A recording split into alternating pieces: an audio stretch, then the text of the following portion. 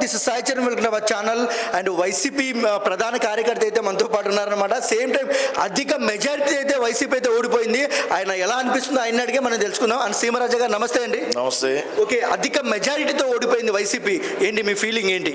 Feeling ఏమన్నది, నేను మొదటి నుంచి కూడా భారీ మెజారిటీతో గెలవాలా అని అనుకునేటువంటి వ్యక్తిని. బట్ కానీ ప్లేట్ తిరగబడింది.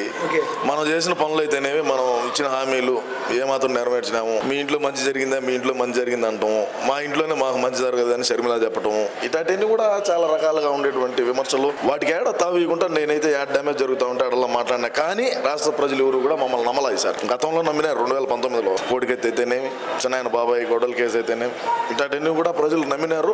మాకు 151 స్థానాలు ఇచ్చినారు. సరే ఈసారి మేమే అధికారంలో ఉన్నాం కదా, భారీ మెజారిటీ మాకు ఇచ్చాదనుకుంటే ప్లేట్ తిరగబడిపోయింది. అది మరి రోజా గారు అంటే మీ మెయిన్ మంత్రి గారు 175 170 అన్న రోజా గారు ఏంటి మరి ఆమె పరిస్థితి? ఇప్పుడు పరిస్థితి ఏమున్నది, ఎత్తిపోయింది. ఇంకేం పరిస్థితి ఏమున్నది, ఏం పరిస్థితి ఉంటుంది? ఇంకా ముందేం చేస్తా ఉన్నది, రాజకీయాలకు రాకముందు అదే పనిలో అయ్యే సినిమాలు తీసుకొని బతకటమే. ఇంకా ఆయన సినిమాలు తీయాల్సిన అవసరం కూడా లేదు. 1000 కోట్లు సంపాదించింది, మంత్రిగా ఉండింది. సో ఏదేమైనప్పటికీ కూడా మా పార్టీకి అయితే చాలా డ్యామేజ్ అయితే జరిగింది. తెలుగు తమ్ముళ్ళు అంతా కూడా విజయోత్సవాల్లో మునిగి తేలుతూ ఉన్నారు. మా పార్టీ మేము కూడా విజయోత్సవాలు చేసుకుంటాం. ఎందుకంటే ఎత్తిపోయినా ఎత్తిపోకపోయినా ఏది ఏమైనప్పటికీ ఇప్పుడు మంచి జరిగినా పార్టీ, చెడ్డ జరిగినా పార్టీ చేసుకుంటారు.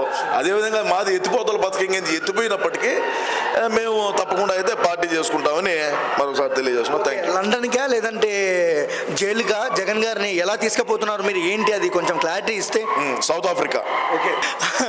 అండ్ వైసీపీ నుంచి అంటే టీడీపీ గెలుపు ఏ విధంగా మాట్లాడిస్తుందో మనమైతే తెలుస్తున్నాం. అంటే కార్యకర్తలు కానివచ్చు, పార్టీకి టీడీపీ పార్టీకి జనసేన పార్టీ సపోర్ట్ చేసిన వాళ్ళు కానివచ్చు, ఒకటే మాట, తెలుగు జాతి గెలిచింది, జనసేన గెలిచింది. రామారావు పెట్టిన పార్టీ మెగా పవర్ స్టార్ కలిసి దాన్ని అయితే ఒక స్థాయికి అయితే తీసుకెళ్లారనేది అంటున్నారు అనమాట. సేమ్ టైం ఈ విజయంతో వైసీపీ వెన్నులో వణుకు పుట్టింది అయితే అంటున్నారు. ఇది కదా తెలుగువాడి సత్తా, ఇది కదా పవర్ స్టారు మ్యానియా అనేది అంటున్నారు అనమాట.